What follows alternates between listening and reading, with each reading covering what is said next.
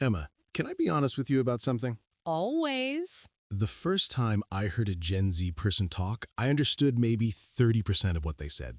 30%, and I grew up speaking English. Oh, that is so real. I remember sitting with my younger cousin and she said, "That's so slay, no cap. It's giving everything." And I just smiled and nodded like I completely understood. Like, yes, totally, absolutely. No idea what you just said. And here's the thing, if native speakers sometimes struggle to keep up, imagine what it's like for English learners. You study for years, you pass every test, you feel confident, and then a real conversation hits and you're completely lost. And that's exactly why we made this episode. Today, we are diving deep into Gen Z slang, the words and phrases that are everywhere right now, in movies, in music, on social media, in everyday conversations. Not just what they mean, we're going to show you exactly how to use them, when to use them, common mistakes to avoid, and we're going to practice together. So by the end of this episode, these words feel natural coming out of your mouth. If you've ever wanted to sound like a real, natural, fluent English speaker, not just correct, but actually natural, this episode is for you. Let's get into it.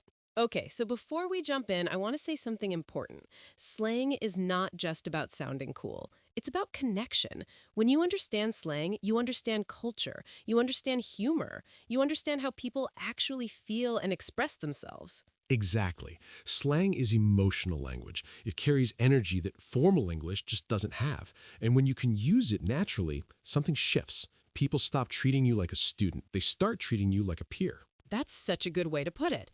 All right, first word, and this one is everywhere right now. No cap. No cap.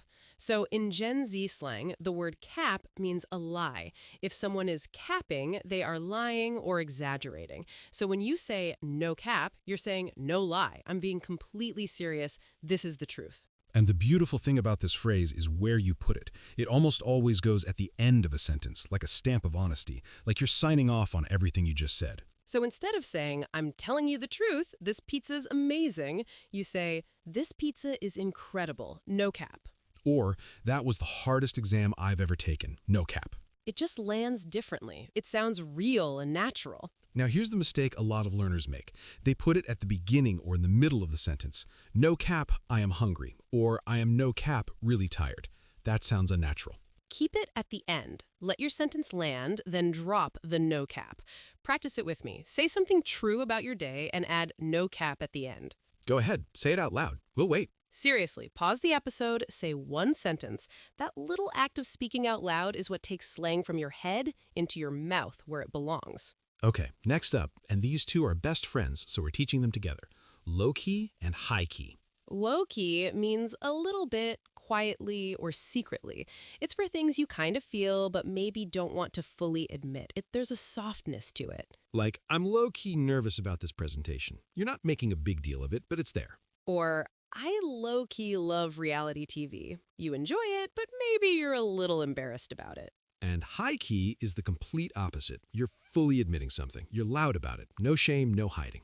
"I high-key need a vacation right now." Full transparency, completely serious. She is high key one of the best teachers I've ever had. Big statement, said with confidence. What's great about these two is they replace phrases like kind of or really, but with so much more personality. They tell people not just what you feel, but how much you want to admit it. Try this. Think of something you secretly enjoy, something maybe a little embarrassing. Now say it with low key. Go ahead, we're a judgment-free zone here. Completely judgment-free. All right, this next one is my personal favorite, and I think it's one of the most creative phrases in modern English. It's giving.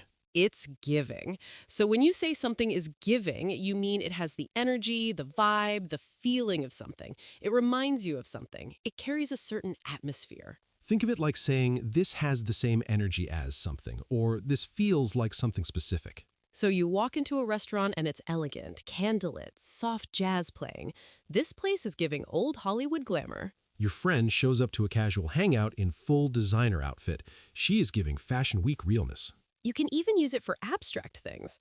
A Monday morning meeting that runs 2 hours longer than it should.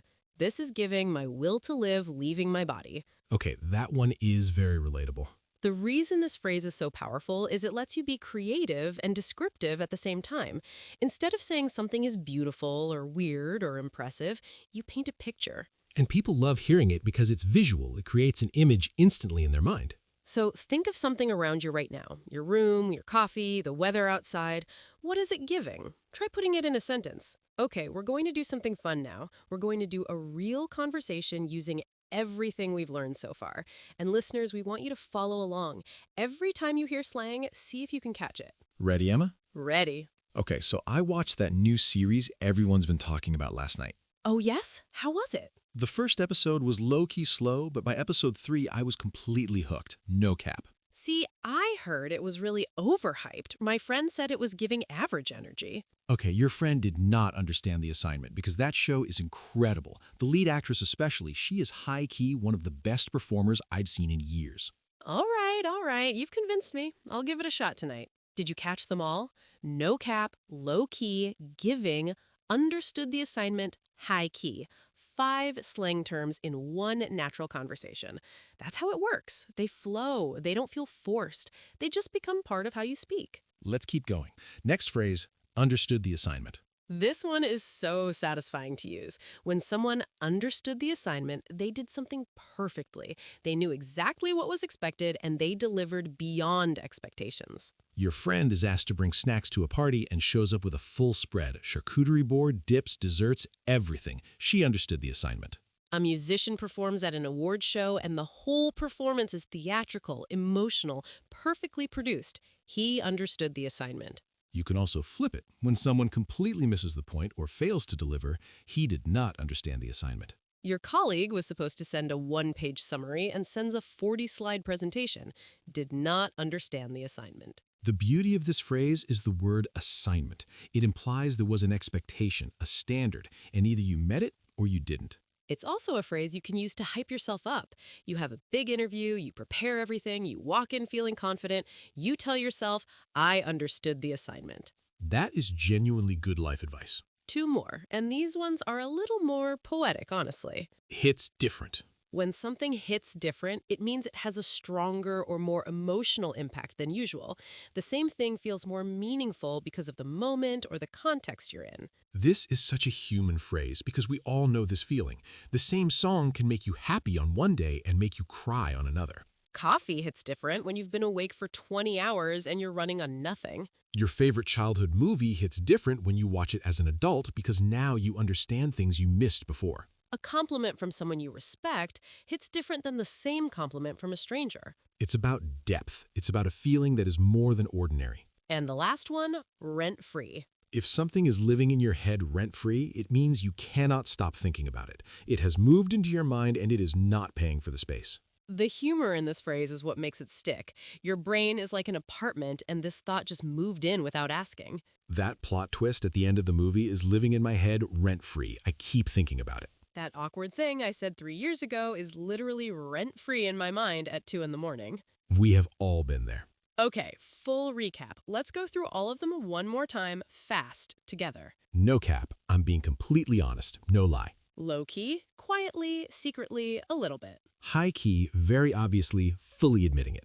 It's giving, has the energy or vibe of something. Understood the assignment. Did something perfectly. Hits different, feels more emotional or special than usual. Rent-free, can't stop thinking about it. 7 slang terms, real English, the kind you'll actually hear and use. Here's your challenge for this week. Pick just 2 of these phrases. Use them in a real conversation, a text message, a comment on social media, anywhere. Just get them out of your head and into the world. And when you do, come back and tell us. Drop it in the comments. We genuinely love reading them. Language only becomes yours when you use it, not when you study it, not when you memorize it, when you actually speak it. So go use it today, not tomorrow. If this episode was valuable to you, and no cap it was, It really was. share it with one person who is learning English. One person. That small act helps us help more learners around the world. We'll be back next episode with more real, natural, useful English. Until then, keep learning, keep growing, and no cap, you are doing incredible.